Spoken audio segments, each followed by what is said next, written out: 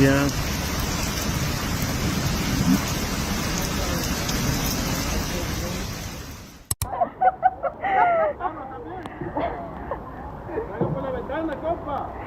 No hay nadie.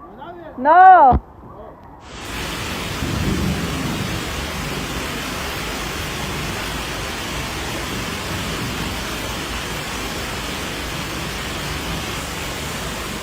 Late on July 14th into the early hours of July 15th, 2025, a sudden intense storm swept across New Jersey and New York City, unleashing record-breaking rainfall that turned streets into rivers and brought daily life to a standstill.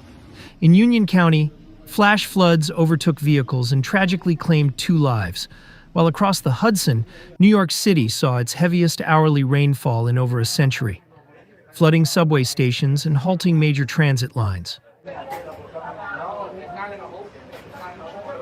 No, he shouldn't. He should get out of the station. Do you think he's ready to go? I am going. I can't stay here. By dawn, hundreds of flights were canceled. More than 20 subway stations lay underwater, and emergency crews on both sides of the river raced to reach residents trapped by rising waters.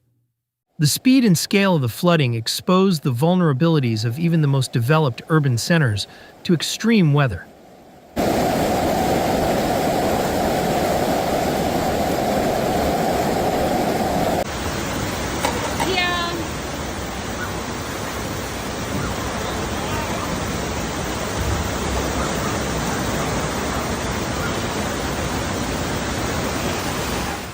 In New Jersey, the storm's destructive power was felt most acutely in overwhelmed local infrastructure and transportation networks. In Union County, more than 6 inches of rain fell in just over an hour, overwhelming drainage systems and sweeping vehicles from roads. One car in Plainfield was overtaken by the fast-rising floodwaters, leading to the tragic loss of 2 lives.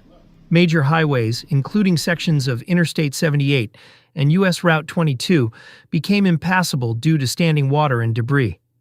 Residential areas in Union, Essex, and Middlesex counties experienced rapid inundation, forcing evacuations and damaging hundreds of homes. Power outages affected approximately 15,000 customers as downed trees and flooded substations disrupted electricity service. The combination of swift flooding and infrastructure strain led to significant delays in emergency response times. The fatalities in Plainfield underscored the dangers posed by flash floods to motorists caught in rapidly changing conditions.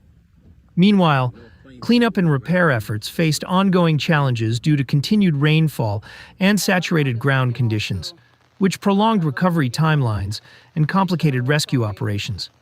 At the same time, across the Hudson River, New York City confronted parallel challenges that tested the resilience of its transit and emergency systems.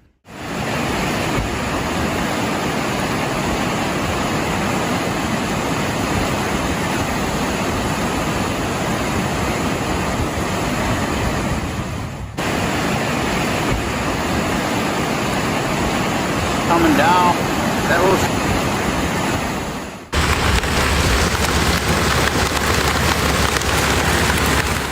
Central Park recorded 2.64 inches of rain in a single hour, the highest hourly total documented since 1908. Floodwater surged into underground subway stations with the numbered 1, 2, and 3 trains, along with the E, F, and R lines, all suffering major service interruptions. More than 20 stations experienced flooding severe enough to force complete suspension of operations, marking one of the most extensive transit disruptions in recent memory. Beyond the subway, city streets, especially in Manhattan and parts of Queens and Brooklyn, were transformed into streams that stranded motorists and blocked access for emergency vehicles. Airports across the region reported hundreds of flight cancellations and delays, disrupting travel throughout the Northeast Corridor. Yet despite the scale of disruption, coordinated emergency communications and the rapid deployment of transit crews helped prevent fatalities and limited harm to commuters.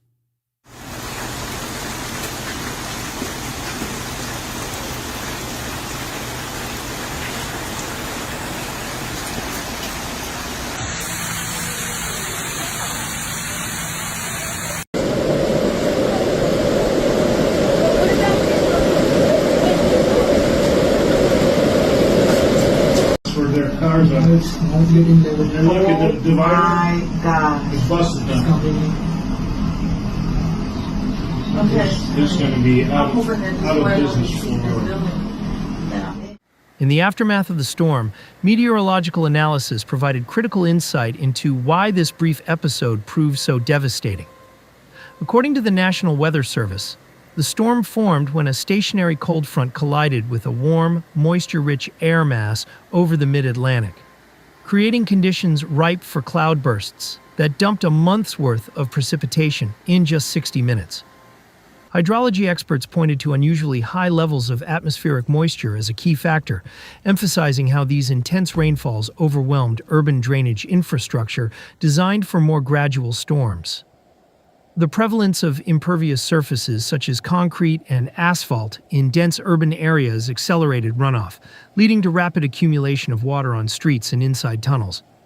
While flash floods of this type have occurred sporadically in the past, scientists warn that their increasing frequency presents significant challenges to existing urban planning and emergency response strategies.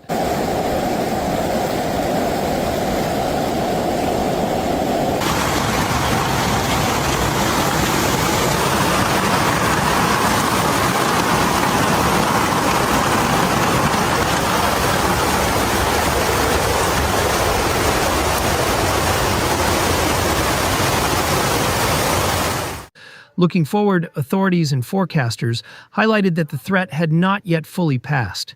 Continued unsettled weather, with additional showers and thunderstorms expected in the coming days, raise the risk of further flooding given already saturated soils and elevated river levels.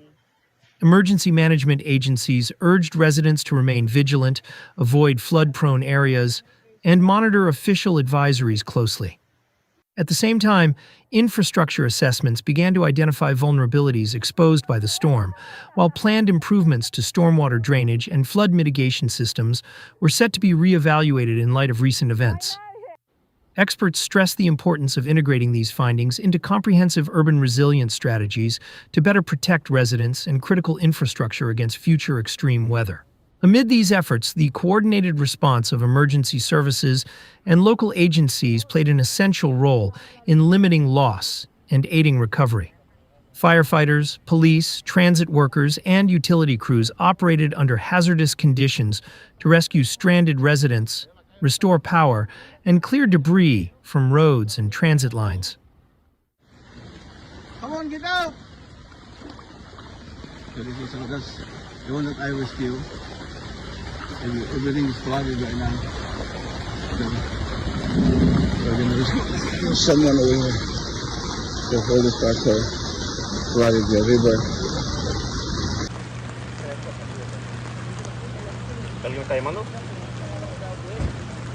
Hello? Temporary shelters opened quickly to house displaced families, and relief organizations mobilized to distribute essential aid and supplies. Public officials emphasized how timely communication and community preparedness reduced harm, demonstrating the region's capacity to respond effectively even under extraordinary pressure. The flash floods of July 14th to 15th, 2025, exposed fundamental weaknesses in the infrastructure and emergency systems of two major metropolitan areas. Beyond the immediate toll of lives lost and property damaged, the event underscored the urgent need for pragmatic, targeted improvements to urban resilience. The disruptions to transit and essential services demonstrated how quickly cascading failures can emerge when systems are pushed beyond their limits. As New Jersey and New York City undertake recovery and planning, the focus must remain on practical solutions that strengthen critical infrastructure and enhance operational readiness. Only through such deliberate efforts can future disruptions be minimized and public safety ensured in the face of increasingly volatile weather patterns. We extend our heartfelt condolences to the families who have lost loved ones and to all those affected by these events. May the souls of the departed rest in peace, and may their families find strength and comfort in the days to come. As always, thank you for watching. Stay safe and stay aware.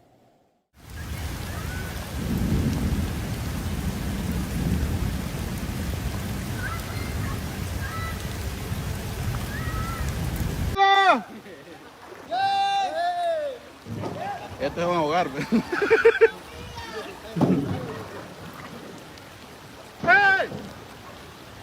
¿Hay alguien aquí con vida? ¿De los carros también? Salga por la ventana, compa.